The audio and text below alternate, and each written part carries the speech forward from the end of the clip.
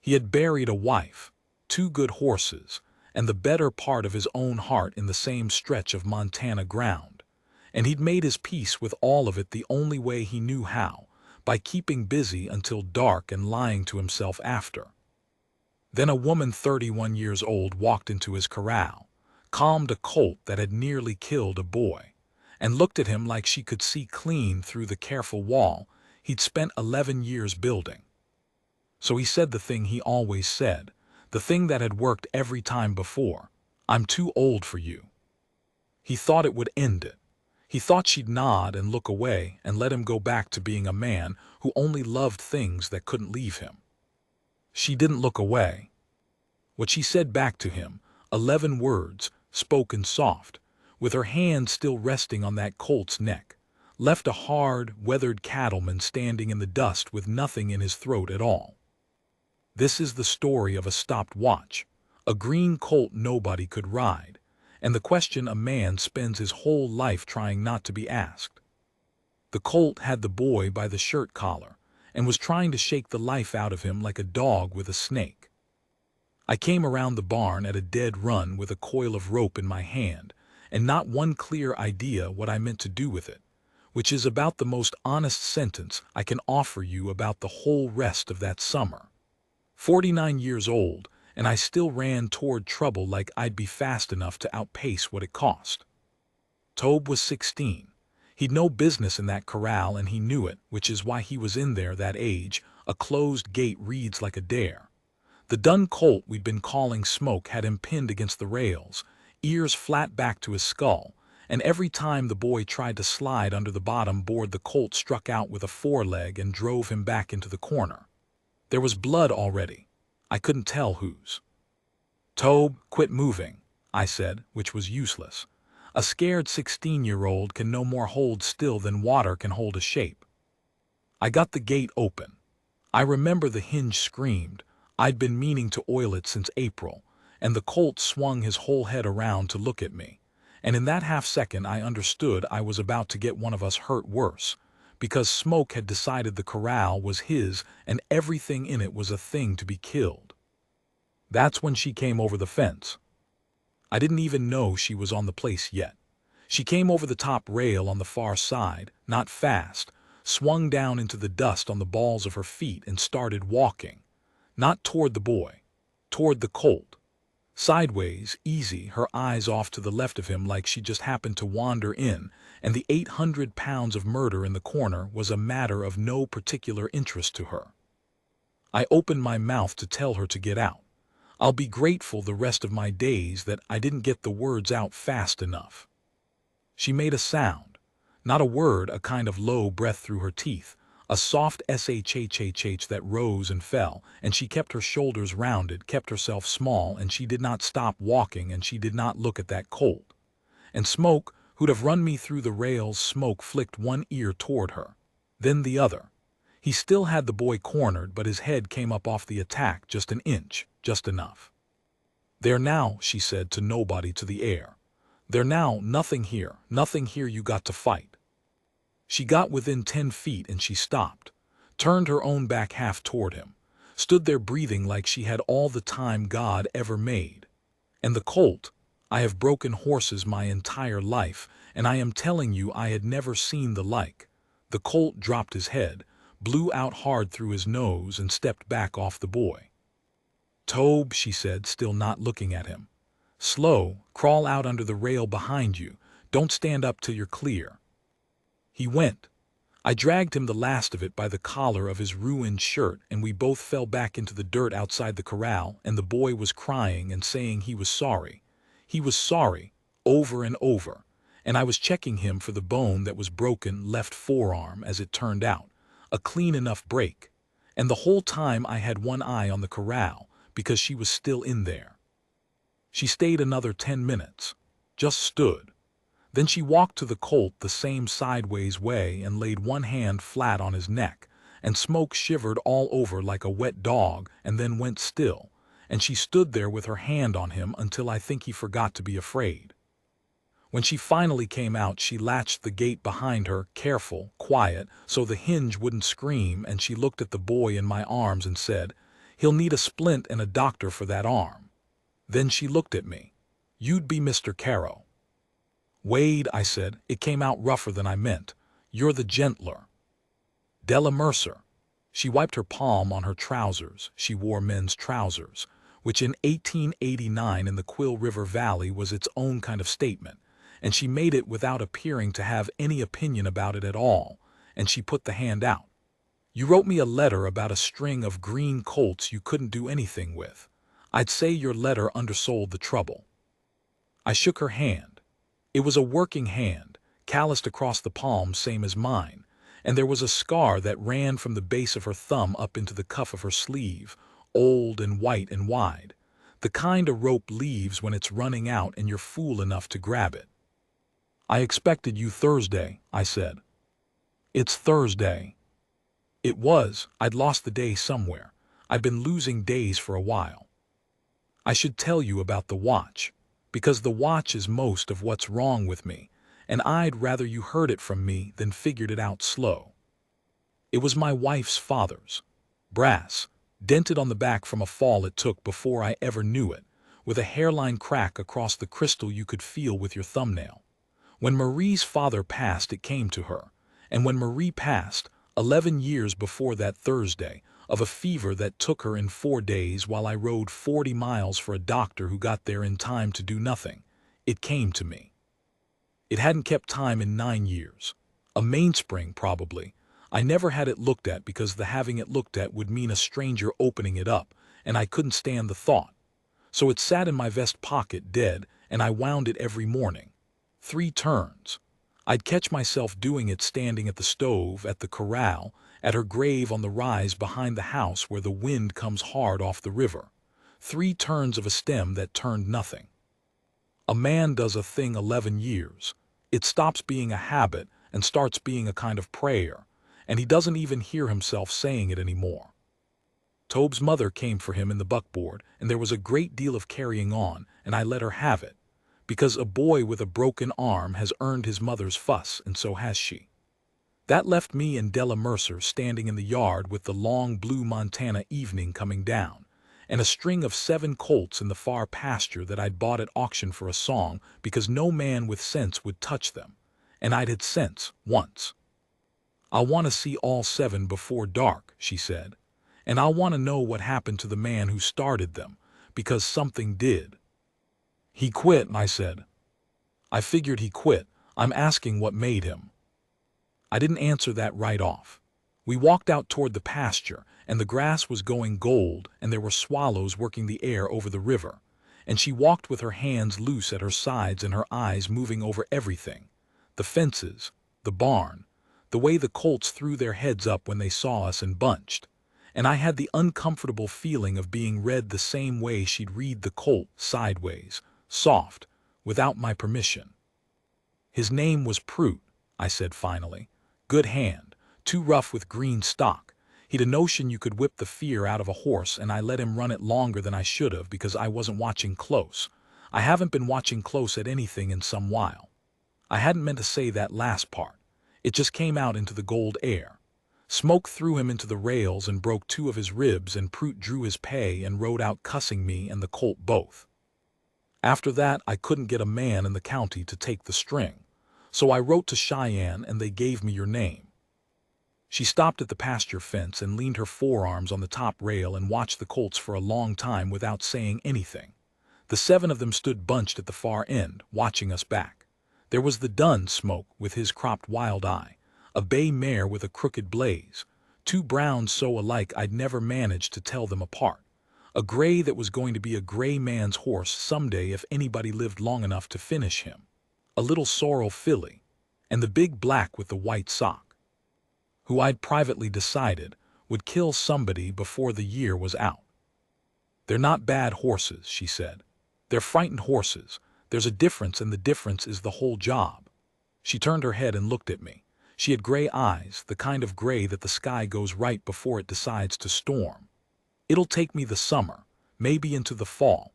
I'll need a place to stay, my own meals, and I work alone in the round pen, nobody on the rails, not you, not anybody, because they'll feed off whatever the watcher's feeling, and there's no telling what a watcher's feeling." Those are my terms and they don't bend. There's a Hans cabin, I said. Empty since Prout. I'll have it aired out. Then we have a deal, Mr. Caro. Wade. I heard you the first time. I'm deciding whether you've earned it. But there was the smallest thing at the corner of her mouth when she said it, gone before I could be sure of it, and she pushed off the fence and started back toward the cabin in the long light, and I stood there at the rail like a fence post, winding a watch that didn't run, watching a woman walk away across my own ground like she'd grown out of it. I want to be careful here because I know how this sounds, and it wasn't that. I want to make that plain. It wasn't that, not yet, not that first evening.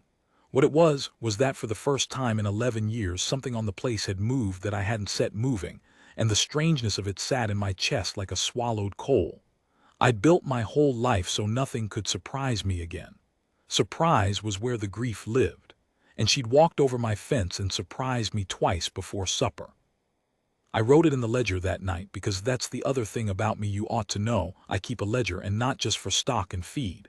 I've kept one since Marie died. The doctor in Helena, the one I rode for too late, he told me afterward that some men come apart from a thing like that, and the ones who don't are the ones who keep their hands and their heads busy on small true facts. So I write small true facts. Wind and W dropping. Cut the lower hay. Tobe broke his arm, his fault, he'll mend. Hired the gentler D. Mercer. She is not what I expected. I sat looking at that last line a long while. Then I crossed out what I expected, and I didn't write anything in its place, because I didn't have the word for what she was, and I've always thought it's a worse lie to write the wrong word than to leave the space empty. She started the next morning before I was up, which I learned by hearing it, that low shhhh coming across the yard in the gray, and the soft thud of hooves in the round pen, going around, slow, easy. I stood at the kitchen window with my coffee and watched her work the bay mare with the crooked blaze, and I broke my own back on her rule about watchers within the first hour because I could not stop. She didn't rope, she didn't whip, she didn't tie a thing down. She stood in the middle of that pen and she let the mare run and she did nothing, and then she turned her shoulder and she did nothing, and then, I swear it took the better part of an hour and I drank 3 cups of coffee watching. The mare slowed, and circled in and dropped her head, and walked up behind Della Mercer and put her nose against the back of that woman's shoulder, and Della reached up without turning around and laid her hand on the mare's face, and that was the whole of it. No fight. The mare just decided she'd rather be near her than away. I'd spent 30 years thinking I knew horses. I watched her that morning and understood I'd known how to make horses do things. I'd never once known how to make a horse want to. That was the first crack in me. I'll mark it right there. Not a feeling about her, a feeling about myself, watching her. The cold understanding that I'd been doing the central thing of my whole life with a clenched fist when it could have been done with an open hand. And I'd never known. And now I was 49, and there was a woman in my round pen showing me 11 years too late. I went out and apologized for watching. She didn't pretend she hadn't seen me at the window. "You drink your coffee fast," she said, not unkindly. 3 cups in an hour. You either don't sleep or you don't like to. Both, I said, and surprised myself again, because it was true and I'd never said it to a living soul. She looked at me a moment with those storm-gray eyes. Then she nodded once, like I'd handed her a fact she'd file away, and she went back to the mare, and I went back to my fences. And that was the shape the days took for a good long while after, her in the pen, me in the work. The two of us circling something neither one of us would name, slow. The way she circled those frightened colts, waiting on the other to drop ahead and walk up close. It took us most of the summer. I'll tell you the rest of how it broke, the night of the storm, and the black colt with the white sock that I'd swore would kill somebody, and the thing she finally said that I've turned over in my hands every day since like a stopped watch I can't put down. But that's the next part, and you'll want to hear it told right, not rushed. Della taught me that much at least. The frightened ones you don't rush. You stand still and you breathe, and you wait for them to decide you're not the thing they have to fight.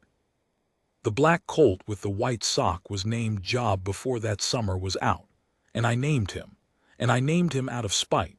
Because the book of Job is a long account of a man who kept getting tested, past what any man should bear, and I figured the colt and I had that much in common. He was the last of the 7 and the worst.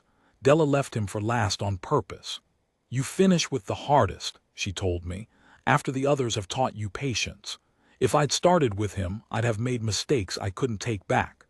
She had a way of saying things like that about horses that landed somewhere else in me entirely, and I'd taken to suspecting she knew it and did it anyway. By then it was deep August and we'd fallen into something I didn't have a name for and was afraid to look it straight. She took her supper at my table most evenings. It had started practical, easier to cook for 2 than for 2 separately, and turned into something else so gradual I couldn't have told you the night it changed.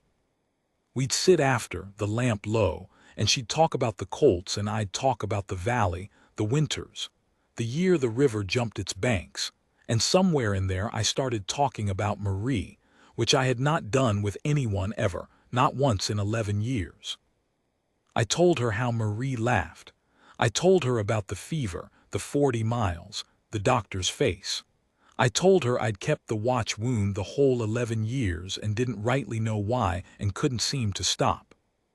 I was looking at the table when I said it, and when I looked up Della Mercer had tears standing in her eyes and she let me see them, didn't wipe them away, didn't apologize for them, just sat there and let me watch her be sad on my account.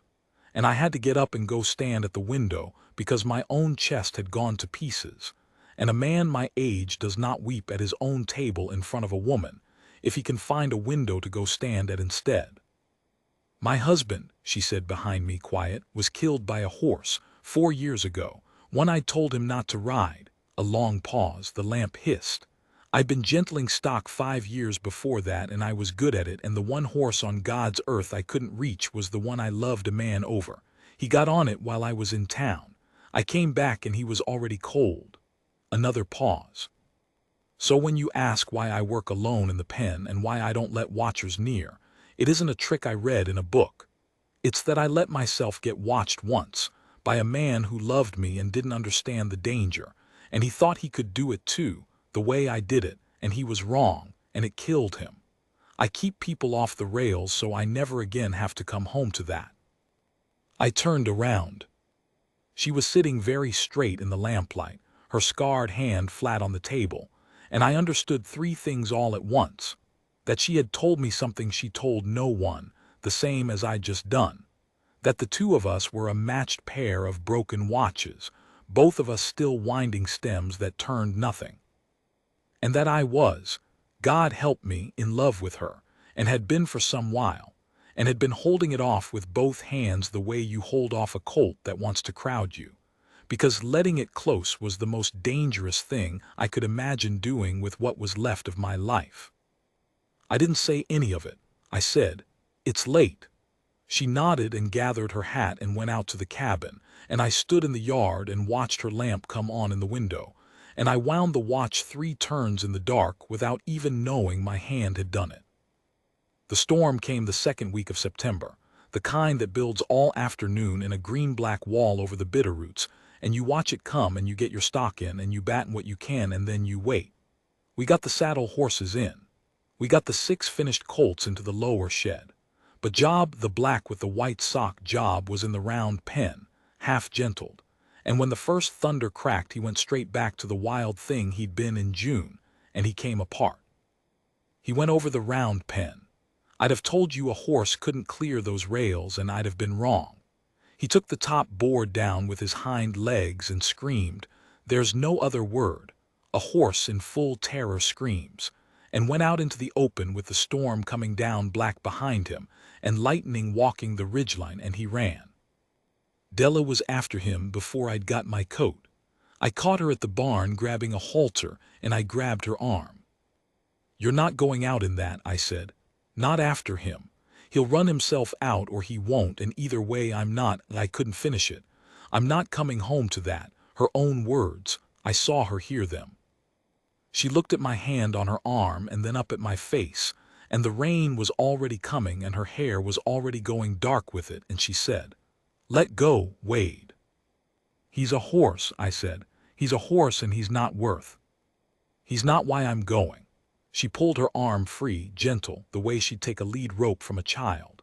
He's frightened and he's going to run into the river or off the cutbank and I can reach him and I am not going to stand in a barn and let a frightened thing die alone because I was too scared of what it might cost me. I did the careful thing once. I stayed safe and let the danger be somebody else's. I'm done living like that. And she was gone into the rain. So I went after her. Of course I went after her. A man can spend 11 years making sure nothing can ever hurt him again, and it all comes down to the fact that when the woman he loves walks into a storm after a half-broke colt, he finds out exactly how much that careful safety was ever worth, which is nothing, which is less than nothing. We found Job at the cutbank above the river, just like she'd said, lathered and shaking, trapped between the drop and the water with the lightning coming down and nowhere left to run.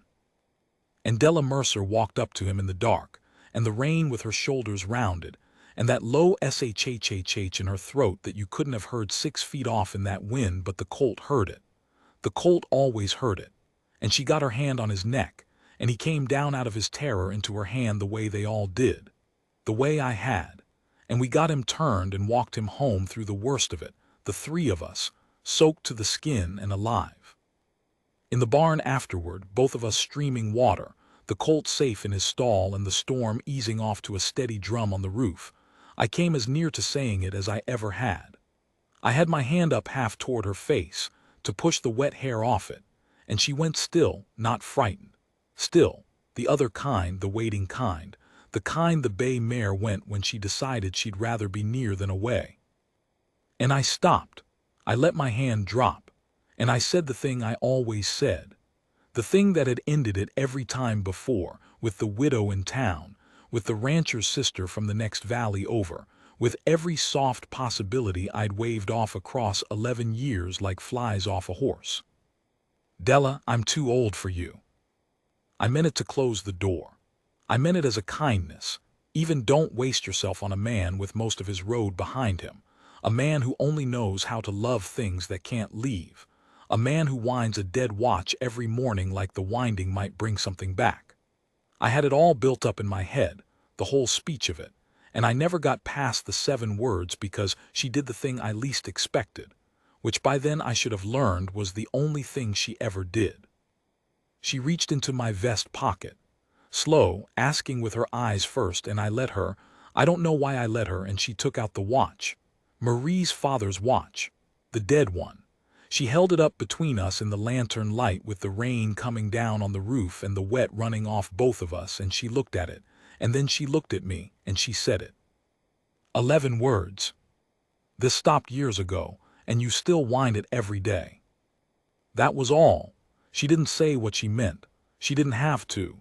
She put the watch back in my pocket, her wet fingers against my chest for just a second, and she stepped back, and she let me stand there with it. This stopped years ago, and you still wind it every day.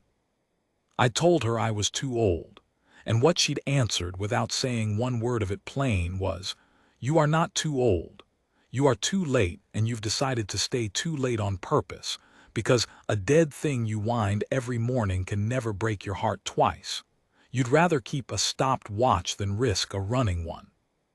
And I am standing here in your barn soaking wet, having just walked into a lightning storm to save a horse that isn't worth my life, because I am done, keeping the stem turning on a thing that already ended. So don't you dare tell me about age. Tell me the truth. Tell me you're afraid." She didn't say any of that. She just handed me back my own watch and let me hear it.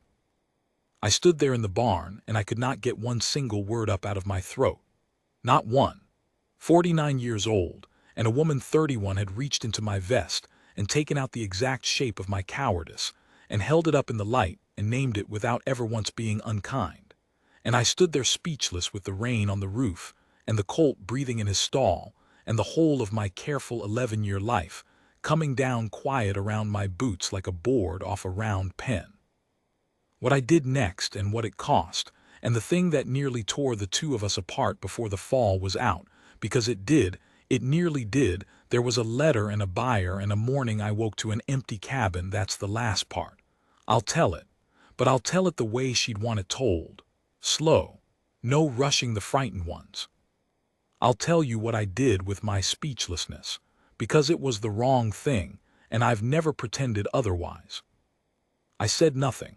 I let her hand me back the watch, and I let the silence go on too long, and then I said, "It's late," same as I always said, and I watched something close down behind those storm-gray eyes, not anger, worse than anger, a kind of tired recognition, the look of a woman who has held a thing up to the light for a man and watched him decide he'd rather keep it dark. She nodded. She said good night. She went out to the cabin in the last of the rain. And the next part is the part I'm least proud of, so I'll be quick and honest about it the way I'd want a man to be with me. There was a letter, a real one that had come 3 days before from a syndicate down in Cheyenne, a cattle outfit buying up valley ground, offering more money for my place than I'd see in 2 lifetimes of running stock. I'd been sitting on it. I told myself I was thinking it over. The truth was simpler and uglier. With Della on the place, I'd let myself feel the first thing in 11 years, and it had scared me down to the soles of my boots, and a man scared that bad starts looking for a door. The letter was a door. Sell out. Take the money. Go somewhere nobody knows about Marie or the watch or the round pen. Start clean, which is to say, start empty, which is the only kind of clean a coward ever really wants. I didn't sell. I want that on the record, but I let her find the letter. I left it on the kitchen table the next morning, face up, and I don't know to this day whether I left it out by accident or whether some low part of me left it there on purpose so the thing would decide itself and I wouldn't have to. She came in for the Colt work, saw it, read it.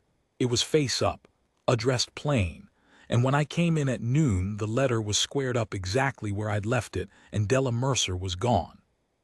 Not gone from the valley, gone from the table. She finished job that week, and the gray did the work she'd contracted to do, did it perfectly, and she did not take supper at my house again, and she did not look at me the way she'd looked at me in the barn, and the storm-gray eyes had gone flat and professional and far away. She thought I was selling. She thought I'd had the buyer's letter in my pocket the whole time I let her tell me about her dead husband, the whole time she'd handed me back my watch, and that I'd been a man with 1 foot already out the door playing at something with the woman who'd come to fix his horses. I could have told her different in 1 sentence. I didn't. I let her think it for 9 days, because the misunderstanding was easier than the truth. Because if she believed I was a low man, it gave us both a clean reason to let the thing die, and a stopped watch never breaks your heart twice. 9 days. I wound the watch every one of them 3 turns. And on the 9th night, I sat at the table with the letter in front of me and the lamp low, and I thought about what she'd said, "This stopped years ago, and you still wind it every day." And I thought about her walking into a lightning storm after a colt that wasn't worth her life, because she was done being careful, done staying safe, done letting the danger be somebody else's. And I looked down at the watch in my hand, and I understood that I had become the exact thing she'd named. A man who'd rather keep the dead one wound than risk the living one running. So I did the bravest thing I have ever done, which doesn't sound like much, and was the hardest. I took the watch out to the rise behind the house where Marie is buried in the dark in my shirt sleeves, with the September cold coming up off the river. And I stood at her grave and I said out loud to her, "I have to put it down, Marie. I have to let it stop being wound. It's not you I'm keeping alive every morning. It's just my own fear, and I've dressed it up as love for 11 years, and you'd have told me so to my face the first week if you could have, because you never could stand to watch me lie to myself." And I knelt down and I set the watch on the headstone, the dented brass catching what little moon there was, and I left it there. I left it, and I did not wind it. And I walked back down the rise with both hands empty for the first time in 11 years, and it felt like coming up out of cold water into air.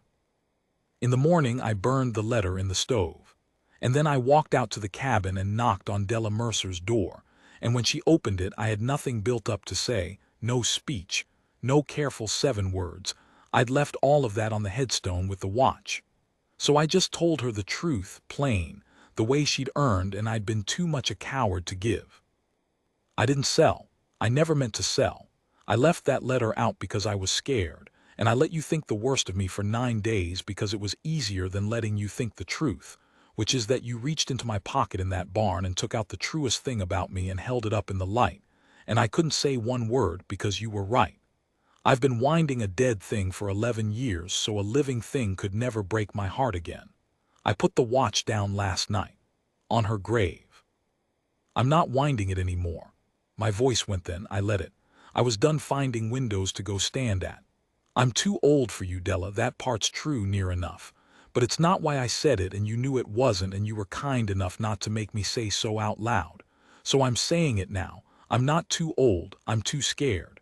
And I'm done being too scared. That's the whole of it. That's all I've got. She stood in the doorway a long time. The morning was cold and bright, and there were swallows working the air over the river the same as the first evening she'd come. And Job was nickering at us from the pasture fence. The black colt with the white sock, gentled now, calling to the only 2 people on earth who'd ever stood still long enough for him to decide they weren't the thing he had to fight. And Della Mercer, 31 years old, with a scar on her hand from a rope she'd been fool enough to grab, with a dead husband 4 years buried, and a stopped watch of her own she'd been winding in her own way the whole time. Della Mercer looked at me standing there with my hands empty, and the flat professional faraway thing went out of her eyes, and the storm gray came back, and the corner of her mouth did the small thing it had done that first evening at the pasture fence. "Took you long enough," she said. "I'd like to tell you I had something fine to say back.